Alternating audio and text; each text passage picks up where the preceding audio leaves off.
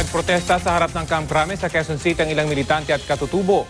Ang sigaw nila, hustisya para sa mga kasama nilang nasaktan sa marahas na dispersal sa harap ng US Embassy.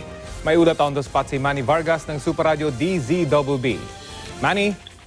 Rafi, yes, ilang mga militante nga at katutubo ang nagrally sa Campo Crame upang hilingin ang hustisya sa mga kasamahan nilang nasaktan sa marahas na pagbuwag sa demonstrasyon sa harapan ng US Embassy sa Maynila noong nakalipas na linggo.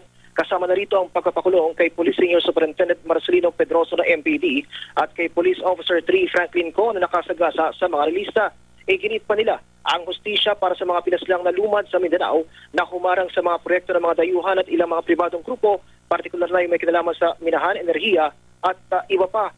Nagkatay rin ng manok ang mga katutubo na ang dugo ay kinalat naman nila sa semento upang riin ang tulong daw ng kanilang mga ninuno na makamit ang hangad ng hustisya. Samantala sa mga oras ito, Rafi, nagpapatuloy naman ang investigasyon ng NCR-CIDG batay sa impormasyong ibinigay sa atin kung saan kabilang sa mga umaharap ngayon ang ilang tauhan ng Manila Police District at ng Bureau of Fire Protection Manila na kasama doon sa naganap na pagbuwag sa hanay ng mga katutubot realista na nagsagawa ng pagkilos sa labas ng US Embassy. Rafi? Maraming salamat, Manny Vargas ng Super Radio DZBB.